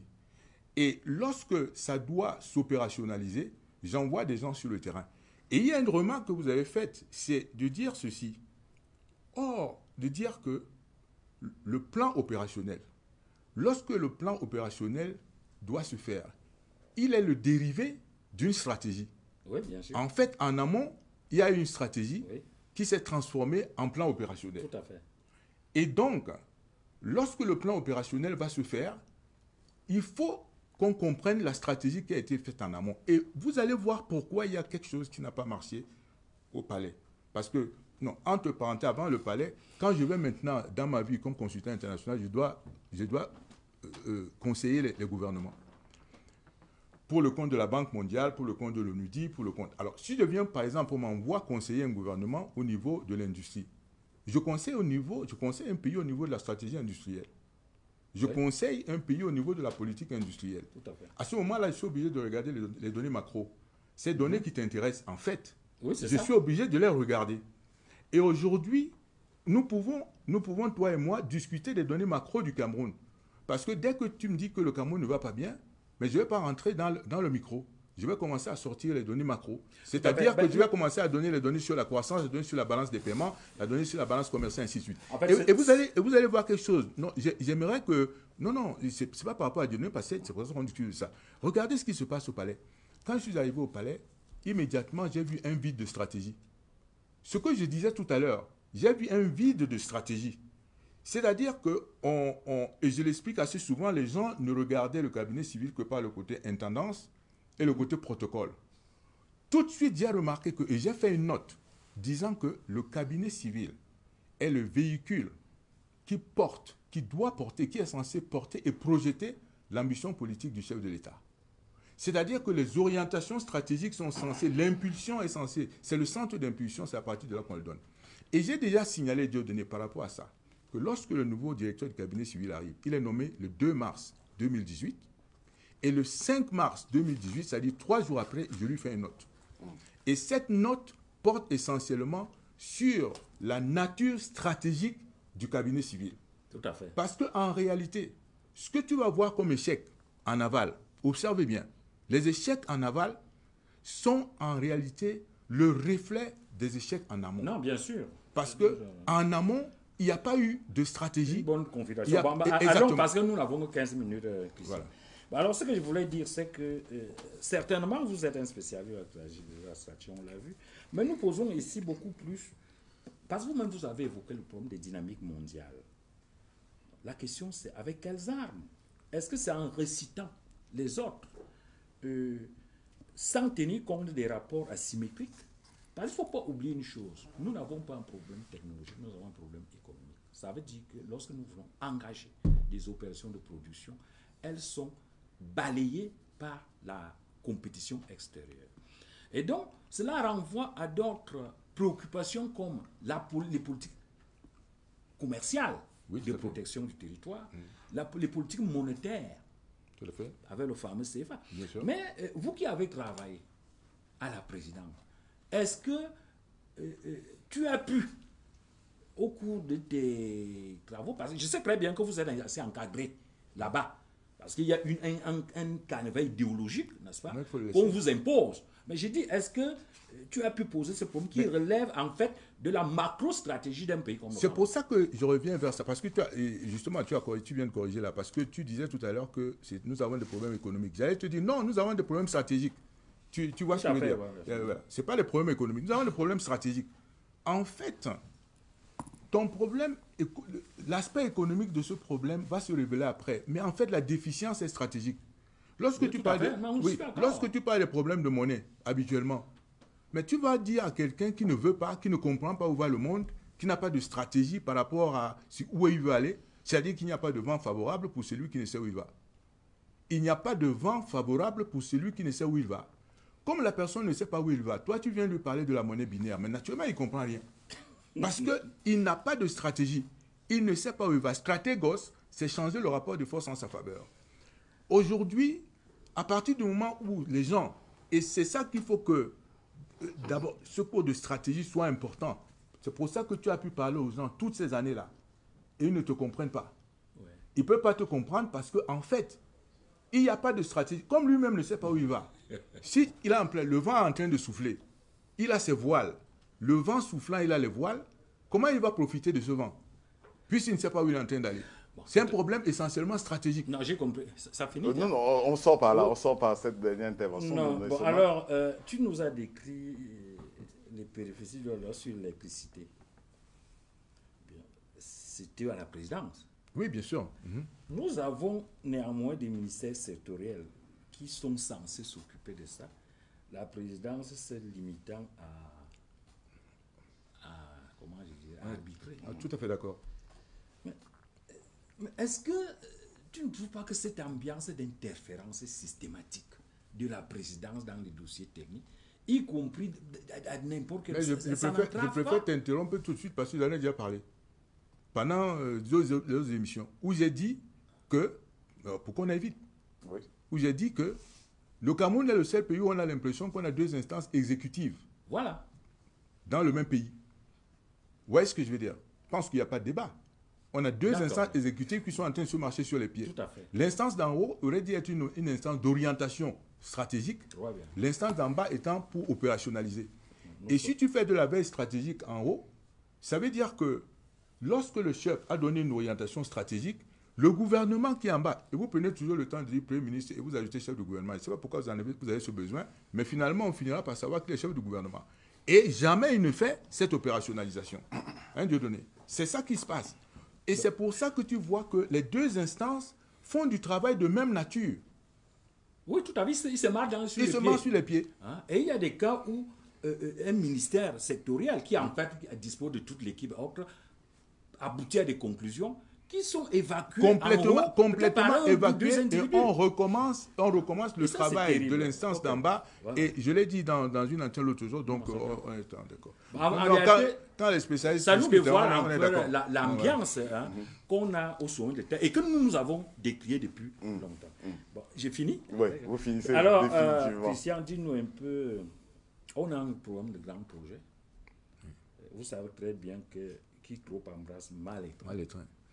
Le Cameroun ne produit pas la technologie et nous n'avons pas de devises. Or, l'investissement est terriblement coûteux en devises. Est-ce que vous avez quand même pu faire un effort dans ce sens pour demander au chef de l'État de mettre un peu d'ordre? Parce que quand on tentait de mettre de l'ordre en bas, c'était impossible. On s'est donc éparpillé dans des demi-opérations qu'on n'a jamais réalisées. On a plus de 100 projets et aucun n'a atteint ni le but. Et comme tu l'as dit tout à l'heure, nous avons des projets qui ont atteint le but. Il faut laisser. Nous avons des projets qui ont atteint le but. Non. Je le dis parce que c'est les faits. Le barrage Lompanga, pour lequel il a été construit. Oui, mais il faut le dire. Il faut rappeler qu'il y a des barrages, il y a des projets qui ont été réalisés. Non, il a raison. Attends. Le barrage de Lompanga, ce n'est pas le but. Le but c'était renflouer le barrage de Sonlolo en eau. Voilà. Le barrage c'était de réguler le débit de la Sanaga. Oui. Et tu te souviens qu'il devait avoir des projets en aval. Absolument. Le barrage de pied, l'usine de pied qui va être inaugurée. Non, c'est-à-dire, ce que dit Christian est pertinent. Un gros projet en lui-même n'est pas bénéfique. Ce sont ces effets de chaîne, des effets directs, indirects et induits. Parce que si vous construisez un éléphant blanc qui ne sert absolument à rien, qui n'a pas des effets de chaîne, vous n'avez rien fait. Donc c'est de ça que je parle. C'est-à-dire que le barrage de Lompanga, ce n'est pas le but. C'est un moyen pour réguler, et en amont, il devait avoir une usine d'aluminium d'1 million de tonnes. L'exploitation de barrages sont Benguema situés. C'est le fameux groupe, là, je ne donne pas le nom. Il y a une usine de pied qui était prévue, qui est en construction. Non, l'usine de pied pour alimenter l'Est, c'est 100 MW. Moi, je te parle de son Benguelo. Il y avait deux centrales hydroélectriques de 1100 MW chacune. Et vous savez que toute la puissance s'est installée au Cameroun. Qui a été livrée.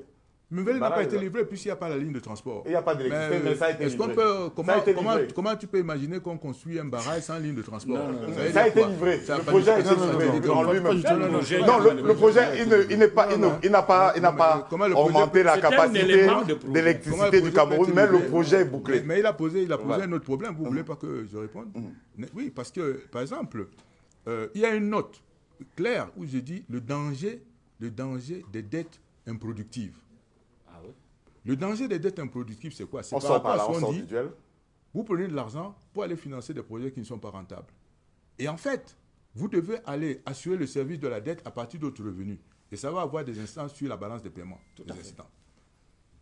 Tracteur de Boloa, dans la Boussaille. Mais tu es en train de sourire maintenant. Usine de manioc. Tu sais que je me suis battu pour cette histoire. Merci. On comprend pourquoi Dieudonné Somba et Christian Penda et Kotka se tutoient, parce que vous appartenez à la même confrérie et généralement on a du mal à se vous voyez en tant que confrères. Merci Dieudonné Somba d'être passé par ici. Nous allons embrasser la dernière dorsale de cette émission. Nous avons plus que 10 minutes pour conclure. Alors, il y a la présidentielle. Vous avez annoncé, vous ne soutiendrez pas le président Biya. Vous l'avez dit ailleurs et plusieurs fois. On se demande donc qui. Et au sein de l'opinion, on a même soupçonné que vous soutiendrez le candidat Akeré Mouna. Ce n'est pas un soupçon. Le politologue Mathias Eric Oulangini l'a affirmé sur un plateau de télévision. C'est passé là. C'était un soupçon jusque-là. Il le soupçonne de... Oui, c'est un soupçon. C'est pour ça que je parle de soupçon. Toi aussi, c'est parce que c'est Eric Mathias qui l'a dit. Nous n'avons que 10 minutes. Non, plus que 10 minutes. C'est un fait. Non, c'est pas un fait. Ce ne sera pas Akeré Mouna. Non, il est dans...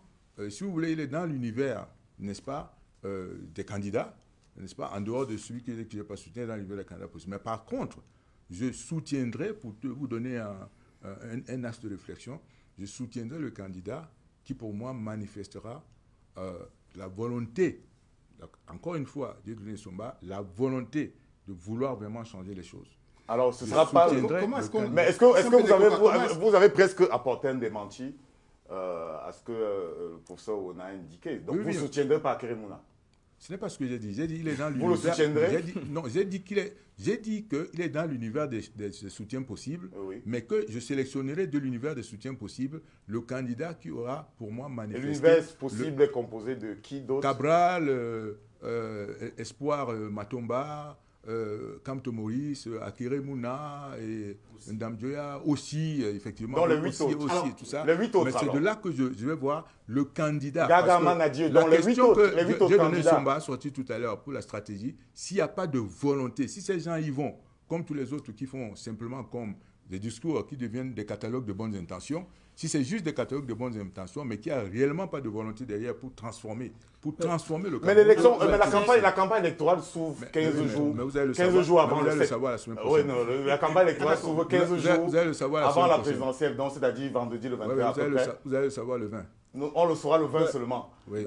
Comment seulement? Il faut du temps. J'imagine que vous allez passer un accord avec... Ça va se passer comment un accord avec le candidat choisi? Il faut qu'il accepte votre soutien. Parce que vous pouvez annoncer votre soutien et que lui, il n'accepte pas. Vous voyez quelqu'un refuser mon soutien? Oui, c'est possible. Comment ça? C'est possible, tout est possible. Vous l'envisagez pas, oui. Moi, j'ai toujours un problème avec la démarche de M. Pendekoka. Beaucoup d'incohérences. Et M. Pendekoka, son cœur bat manifestement pour un candidat qui n'est pas le président de son parti, qui est candidat à cette élection. Et il a montré depuis de longues années une certaine désaffection. Il nous a dit, il a largement exposé sur ce fait ici. C'est-à-dire que le président ne fait plus l'affaire. Pourquoi il s'obstine? Pourquoi il ne démissionne pas? Pourquoi il s'obstine à se présenter comme son conseiller? Vous voulez conseiller quelqu'un que vous poussez à la sortie? Monsieur, c'est moi qui ai signé le décret. Mais vous pouvez démissionner comme vous êtes parti de la SNI. Non, il y a parallélisme de forme. Vous êtes entré en matière à la SNI par vous-même. Vous avez été recruté, non? Vous avez attendu d'être licencié. Il y a parallélisme de forme. À la SNI, j'avais fait une demande d'emploi. Et c'est quelqu'un qui a signé, qui a mis accord sur votre demande. À la SNI, j'avais fait une demande d'emploi. Et pour arrêter l'emploi, j'ai fait une démission. À la présidence, je n'ai pas fait une demande d'emploi. Non, pour vous soupçonner, président Penda Ekoka, on peut vous soupçonner de jouer le jeu du pouvoir, de brouiller. Oui, je vais poser la question, si vous me permettez. Si vous me permettez, attends, elle ne vous agace pas ma question, j'imagine. Voilà. Alors, on peut estimer que, justement, vous retardez la date de l'annonce du candidat que vous soutiendrez parce que vous voulez semer le doute au sein de l'opinion, vous voulez entretenir un certain suspense, désarçonner le corps électoral, jouer le jeu du pouvoir que vous prétendez défendre. Et il y a parmi les candidats, parmi les 8, certains qui sont étiquetés comme étant des suppôts du pouvoir. Comment on peut avoir la preuve que vous n'agissez pas pour le président de la République? Égarer un peu les électeurs, faire des annonces, envoyer un cheval de Troie, et puis vous disparaissez comme en 2003. Non, on n'a pas disparu en 2003. Après, avec on n'a pas disparu en 2003. Premièrement, j'ai quand même le choix de vous faire languir. C'est mon choix. Hein?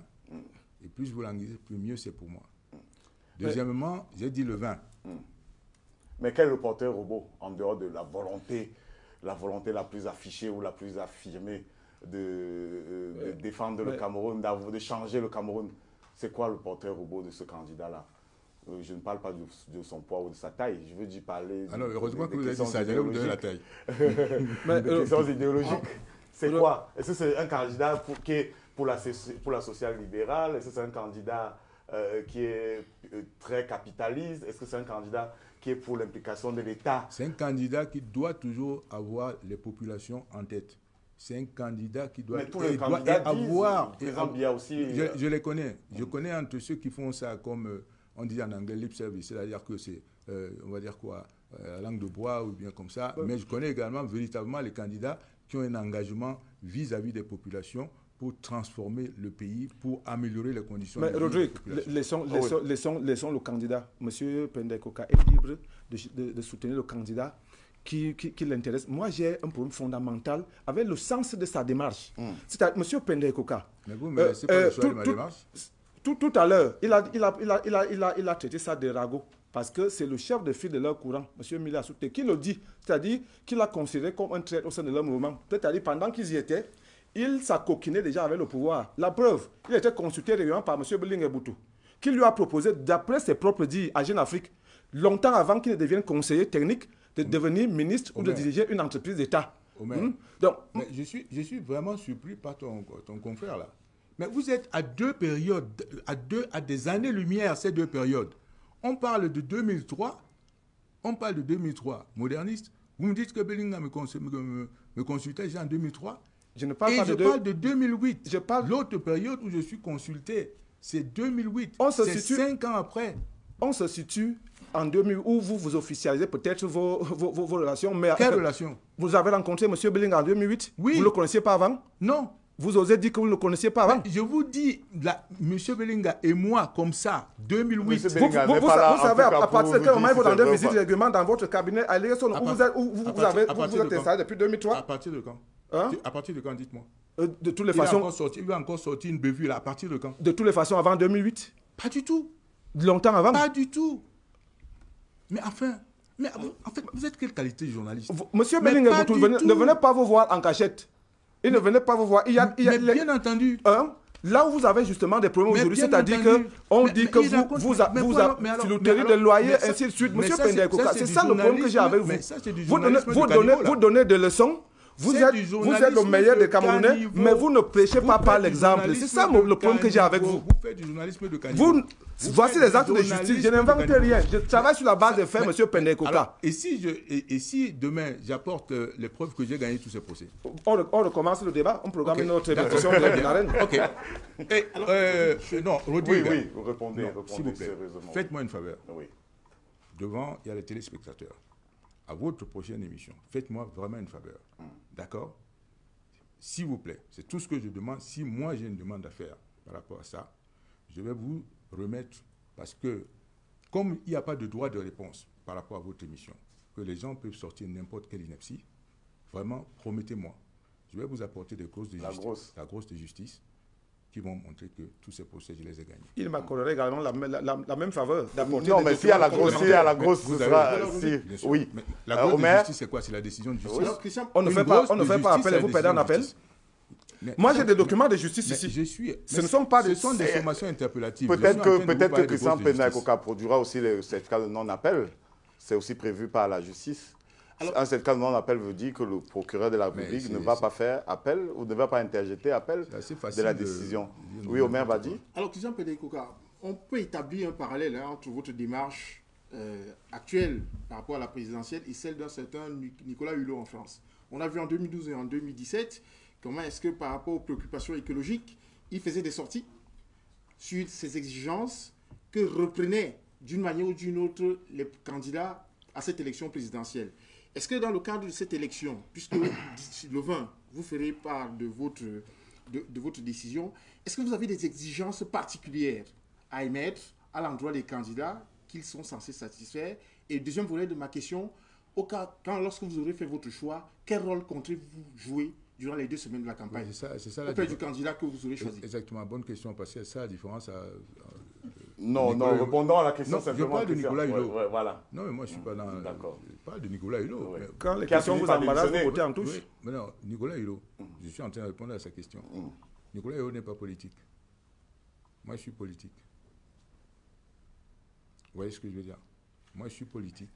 Je procède d'une démarche politique. Lui procédait d'une démarche de quelqu'un qui était dans un groupe environnementaliste et qui voulait faire passer ses idées. À la limite, on le cherchait pour le faire. Moi, j'ai une démarche volontariste de quelqu'un qui sait que la politique, c'est quelque chose d'important dans cette approche. Donc, c'est les accords politiques. C'est-à-dire que je traite ce problème comme un problème politique. Et quel rôle comptez-vous jouer lorsque vous aurez opéré votre choix? Vous allez voir. Auprès du candidat? Se mouiller. Vous allez passer au fundraising, par exemple? Vous allez déployer les équipes sur le terrain pour la campagne? Surtout, oui. Ouais. Alors, mais il n'y a pas autour du chef de l'État, il n'y a pas que des dissidents, de la dissidence.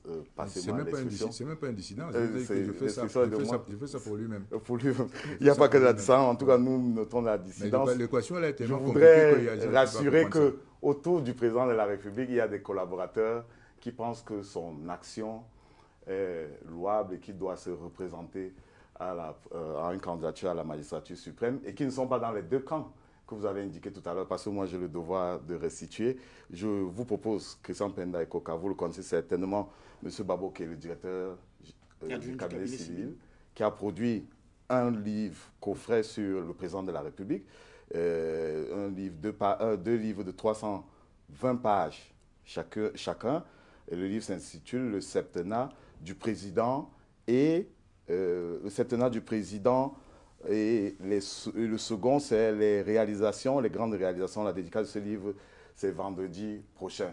Donc, et autour du président de la République, à la présidence de la République, il y a des gens qui estiment que tout se passe bien et qui ne sont pas surtout dans les 2 camps que vous avez décrits tout à l'heure, ceux qui veulent se maintenir il rangerait au pouvoir. Il rangerait Oswald Babo que dans quel camp? Ceux qui veulent à tout prix que le président se maintienne? Moi, je le range dans le camp. Je serais intéressé de connaître le point de vue de Christian Pendekoka là-dessus. Justement, il faut me laisser m'exprimer. Oswald, c'est quelqu'un qui m'est très proche. Voilà. Mais vous le rangerez dans quel camp? Dans la catégorisation que vous avez faite? C'est tout ce que vous dites là. C'est que d'abord, au cabinet civil, c'est l'une des personnes qui m'est le plus proche. Et tout le monde le sait. Je peux avoir des positions différentes, ça qui est d'extraordinaire, ça qu'il faut respecter. Mais s'il y a eu quelqu'un qui m'a été le plus proche, n'est-ce pas, par rapport d'ailleurs au président, c'est Oswald. En tout cas, mais lui... j'ai une position malheureusement différente de la sienne. On vous attend certainement donc... C'est l'une des personnes... On vous attend certainement donc à la dédicace de ce livre, coffret, 2 livres, principalement vendredi prochain. On aura certainement des échos. C'était simplement également pour dire qu'autour du président de la République, il n'y a pas que des collaborateurs qui estiment que le patron ne doit pas remplir. Nous allons prendre la synthèse. Parce que chacun a le droit d'exprimer son opinion. Voilà. Nous allons prendre la synthèse avec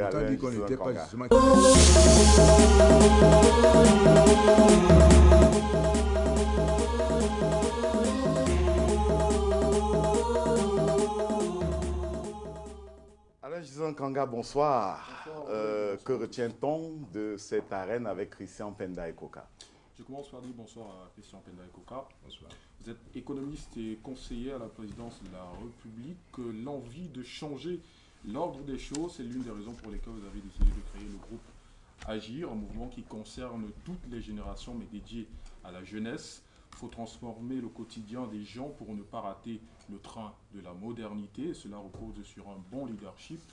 Et c'est par la pression politique qu'Agir va emmener pour faire basculer le système en place sur votre fonction. Vous n'avez pas de salaire, encore moins d'avantages pour ce qui est de votre fonction de conseiller à la présidence. La plupart des notes adressées au chef de l'État ont été faites à 80% en dehors du palais de l'unité, et vous pensez que beaucoup de ces notes n'ont pas été initiées par le chef de l'État. Vous l'avez conseillé sur les problèmes énergétiques, l'endettement, les grands projets, les plans d'urgence, les chemins de fer ou encore les problèmes de commission du bilinguisme qui, selon vous, ne sont pas des affaires réservées au président de la République, et d'ailleurs ce n'est pas votre compétence. Vous n'avez pas créé Agir contre le chef de l'État. Pour vous, à la présidence, il y a 2 camps. Un camp qui veut que le président, qui a déjà beaucoup donné, mérite du repos, et un autre camp qui souhaite qu'il reste pour préserver leur intérêt. Agir n'est pas le réchauffé de moderniste de 2003 parce que ce n'est pas le même contexte. L'absence de volonté, c'est l'une des choses que vous reprochez au système actuel, et vous avez la volonté pour que ça change. Il ne peut pas avoir la réalisation d'un projet sans volonté, et au regard de vos multiples formations, votre préférence, c'est la stratégie, qui est le métier de votre cœur. À votre arrivée au palais, vous avez d'ailleurs remarqué une absence de stratégie qui est l'un de ces gros problèmes. Et pour vous, le problème du Cameroun n'est pas économique, mais stratégique. Le Cameroun est le seul pays où on retrouve 2 instances exécutives qui font le travail de même nature et qui finissent par se marcher dessus. Pour la présidentielle du 7 octobre prochain, vous allez soutenir le candidat qui va manifester la volonté de changer les choses, et le 20 septembre, vous annoncerez ce candidat qui sera celui qui aura les populations en tête. Et pour ce qui est de vos préférences, vous n'allez pas à l'église parce que cela vous oblige à choisir une religion. La boule à zéro, c'est un choix, et vous pensez d'ailleurs que ça vous va très bien. Vous aimez le jazz, la psycho, même si vous n'allez pas en discothèque, que vous lisez beaucoup. Vous êtes maître de karaté, ceinture noire, 4e dan, et vous avez appris des arts martiaux que la défaite ou encore la victoire est d'abord mentale, et c'est le sens que vous donnez au mouvement Agir. Merci Alain Gisant Kanga, Christian Penda Ekoka. Félicitations. La seule chose que je voudrais préciser, c'est que les 2 camps là, c'est pas au palais. Les 2 camps, c'est dans le système politique, c'est-à-dire dans le RDPC, en tant que parti politique. Les 2 camps, c'est en tant que parti politique. Vous êtes toujours membre du RDPC? Oui, félicitations. Vous êtes toujours membre du RDPC? Félicitations pour votre parti politique? Mais jusqu'à présent, oui. Jusqu'à présent. Ça va de soi, puis je vais attendre le 20. Merci Christian Penda Ekoka d'avoir accepté de vous prêter au jeu de nos questions. L'arène, c'est un jeu. Mais c'est ça qui fait... c'est ça, parce que bon, s'il n'y a pas ces confrontations-là, il faut que la vérité émerge de la confrontation. C'est pour ça que j'ai accepté de jouer le jeu. Et c'est pour ça que nous indiquons en début d'émission que c'est d'abord la contradiction. Je suis content. Ce que je n'aime pas beaucoup, c'est les contes de vérité. Voilà. Merci Dominique Bassi d'être passé par ici. Merci de m'avoir invité. Bon, mon dernier mot, c'est que Monsieur Penda Ekoka, à chaque fois qu'il a été embarrassé par des questions, tout ce qu'il a trouvé, c'était la connaissance. Les téléspectateurs vont se faire une opinion. C'était l'insulte. Je suis convaincu que c'est des adultes qui nous regardent de la maison et qui nous ont regardé pendant 1h30 et que chacun va se faire une opinion. Nous produisons une émission et nous appelons les téléspectateurs à se faire chacun une opinion des actes et des paroles qui ont été notés ici. Merci à Alain Gisant Kanga pour cette synthèse. Merci à Dieudonné Isomba qui était dans cette émission pour le débat. Merci à Karel Mezachacho et à toute l'équipe technique conduite par Thierry Camto et Hervé Ndoumbeng, Léonard Dombou, Marie, Madame Ekwe et tout le reste. Je vous retrouve la semaine prochaine pour une autre édition de l'Arène, mais nous nous retrouvons avant mercredi dans ce qu'il faut décrypter. Mais ce ne sera pas l'Europe Interview cette fois-là. Bonsoir.